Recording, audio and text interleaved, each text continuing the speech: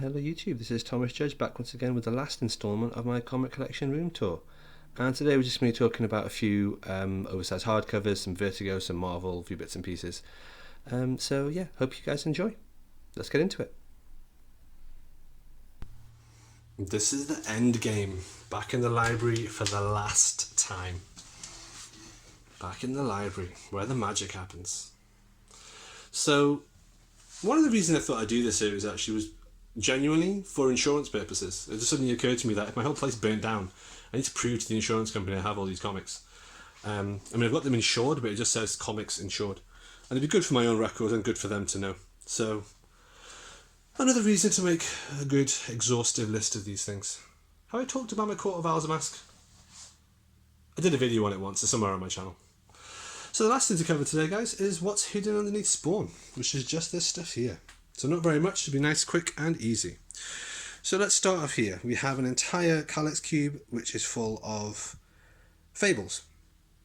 I don't have them all, they're not in sensible order. I've got volumes 1, 2, 4, 5 and 7, which are both massive whales, but for some reason I have them. 11, 15, I've got 2 of the Jack of Fables, but not the first one. And then I've got some smaller hardcovers. So I've got some more Fables, and I've got Fairest, and I've got some more Fairest. I've got no Ever After as yet, which is the second spin-off after Fairest, and I need to pick up the Cinderella stuff as well. I've read most of Fables. I've read the first 80 or 90 issues, and then after that I kind of fell off. So I need to come back and reread it all, and then work out, hopefully by then they'll be releasing Fairest and Ever After and Cinderella as oversized hardcovers, but if they're not, I need to work out if I personally need to rectify that problem. So there's my Fables there. This is a Spider-Man shelf, again, work in progress. So I've got Spider-Man Loves Mary Jane, which was by Sean McKeever from the early 2000s, 2001, 2002, which is totally out of continuity. It's just fun, it's nice, it's wholesome, I like it. Imagine The Crossed, well, it's the opposite of that. Then my very first ever custom omnibus, which is a Spectacular Spider-Man one. I've got a couple of videos on my channel about it because it's my very first channel video and it was terrible, and so then about a year or so later I remade it in much more detail, so you can find that on my channel. But I always have a soft spot for that. It's a really good story. I'm shocked they never released it as something in a nicer format rather than just these out of print trade paperbacks you can get, so I had it made. Superior Spider-Man, I've got the 3 hardcovers, and then I've got some Amazing Spider-Man. I've got some gaps there I need to pick up. Spider-Gwen, and they've never announced a 4th hardcover, which is criminal. Then Donny Cates' Venom. I actually have both Thor God of Thunder oversized hardcovers by Jason Aaron, which actually fit in there as well, because for reasons I'm not going to spoil, the God of Thunder series with Gore the God Butcher ties into Venom and the Symbiote God, which I won't go into. If you don't know the connection, I'm not going to spoil it for you now. But yeah, I actually have those, but they're not here right now, so I can't show them to you. But trust me, they're around. And then I've got the world's thinnest omnibus, Superior Foes of Spider-Man, which I heard a lot about from the Omnibros live chat, and it's funny, it's good, it's worth keeping.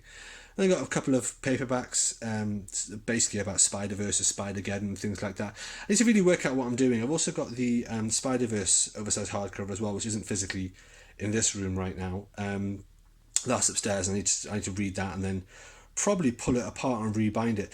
The whole Spider-Man reading order is a bit of a mess because there's so much double dipping going on and overlaps between Spider-Gwen, Amazing Spider-Man, even bits of Superior Spider-Man, Spider-Verse, Spider-Woman, Silk, and Spider-Woman and Silk aren't available in oversized format. It's basically a bit of a mess. I'm trying to make a reading map of it at the moment, and it's not coming along very well.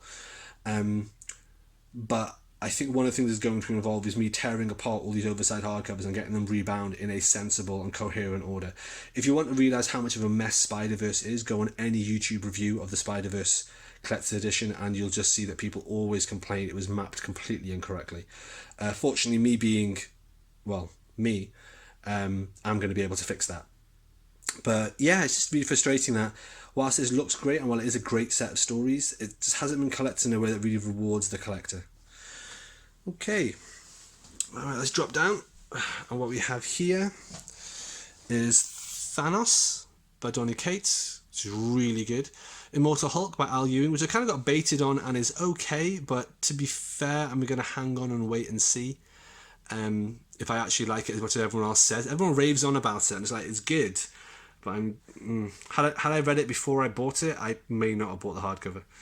Then I've got a Carnage oversized hardcover, and then I've got an Anita Blake oversized hardcover. So I mentioned in one of my earlier videos, I think it was video 5, about my Anita Blake hardcovers and how I kept all of them, even though there was an oversized version of it.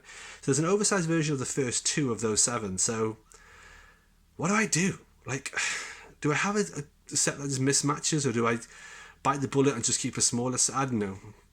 Decisions. First world problems, eh? Then I've got a Spider-Man and Wolverine OHC. I've got a Scotty Young's giant-sized little Marvel. Then I've got Captain America omnibus, which I haven't read. I've then got one of my own personal custom omnibuses, Sentinel, which I had made. I've got a video of that somewhere. Agent X, which I had made. I've got a video of that somewhere. Cable and Deadpool, which is pretty good. It's not great, but it's pretty good. Oz, which is also pretty good, but the artwork is great. So there we are. And then moving over, we have Earth X, Universe X. Here's some custom binds, and I've got some stuff on my channel about those. I got these made just before they announced the Earth X omnibuses, Alpha and Omega. Had I known they were going to announce those, would I have gone and got these custom bound and custom dust jackets made? Absolutely not, because this was a huge amount of effort and really expensive, and if I'd known they were making them as omnibuses, I just would have waited. But hey, them's the breaks. What you'll see behind here, so this is a good tip for all you guys. If you have a Kallax up against a wall like this and you have comics in it, behind it you got a lot of dead space. And one of the things that a lot of people wonder about is where can they store their statue boxes? Because you don't really want to throw away your statue box in case you ever resell it. And also it tends to have stuff like shaped styrofoam in it, which is really useful for packaging. But they take up a lot of space and they're just empty boxes fundamentally. So what you do is stick them in your garage, put them over the wardrobe. Well, in my case, I stick them here in my Kallaxes behind my comics. So this is the only Kallax I have that's up against a wall. But every single block here has actually got a box for one statue or another behind it. It's a good, convenient way to sort of put them out of the way and to keep them safe and to store them well. And otherwise it is literally dead space, because what else are you going to do? This is up against a wall. You're not going to access it from the other side. Just a little tip there, guys.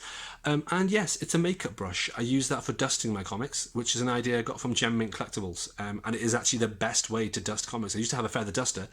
But yeah, makeup brush is far, far better. So moving down, we have nothing. And here we are, the very last cube. It's actually got 3 of my custom omnibuses on here. So my 2 Heroes Reborn custom omnibuses and my Incredible Hulk custom omnibus. So Heroes Reborn, again, had I known that they were going to release the actual official Heroes Reborn omnibus, would I have gone to all the effort of making custom omnibuses? Sort of not. I probably would have waited and bought the official one and then had it split in 2 and remapped it. And then I would have scanned in and added the missing issue 13s that omnibus doesn't include. Yes, that would have been expensive, but it would have been a lot cheaper than doing this, and it would have taken a lot less time than making the Heroes Reborn custom omnibuses that I did. So, yeah, I mean, again, benefit of hindsight, that's just the way it goes. Incredible Hulk, one of my favourite omnibuses just because the cover's so cool and the dust jacket is so cool. Really enjoy it. Really like it. I don't know if they'll ever release an omnibus like that. If they do, it'll be quite some time because they're still catching up on the Peter David run. And if and when they do ever do it, it'll be several years from now, and it probably won't be mapped the way that I've mapped mine. And I'm very happy with the mapping I've got on this. Alright, that, ladies and gentlemen, is the end of my entire library tour.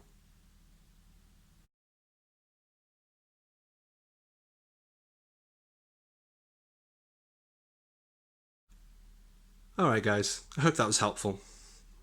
I hope that was interesting. The last thing I want to do is to make you feel jealous or to think that, you should buy more comics. Absolutely don't.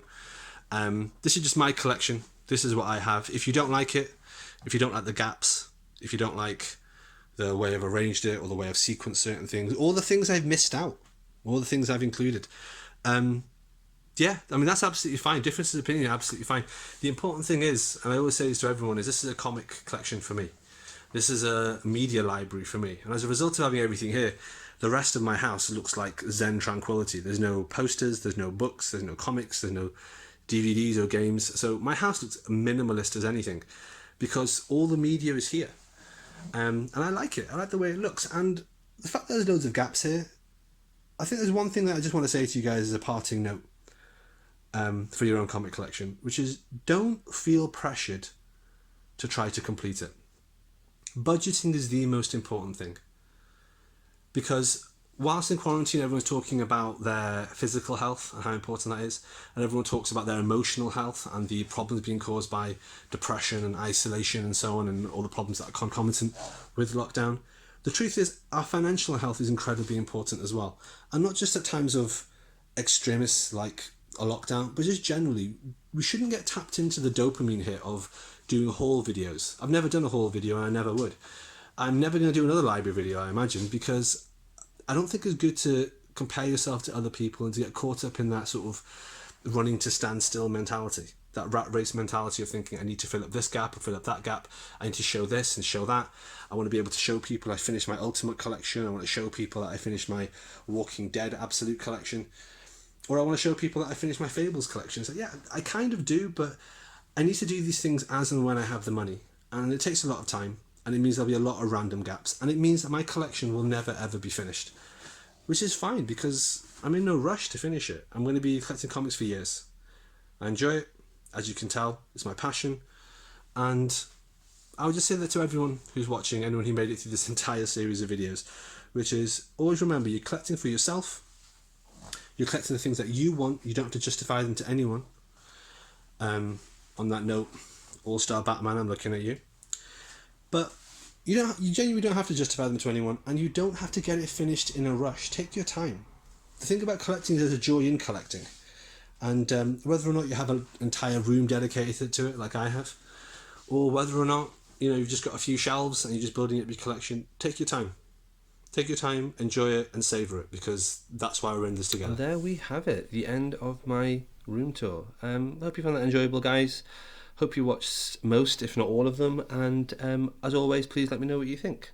Like, comment, subscribe, tweet me, I am Thomas Judge, and please head out and support the channel by going to Amazon and picking up the prose episodic novel No Gods or Kings. Costs less than $1 if you buy it on Kindle, or is free if you're on Kindle Unlimited. Hope everyone's staying safe, and until next time, stay classy.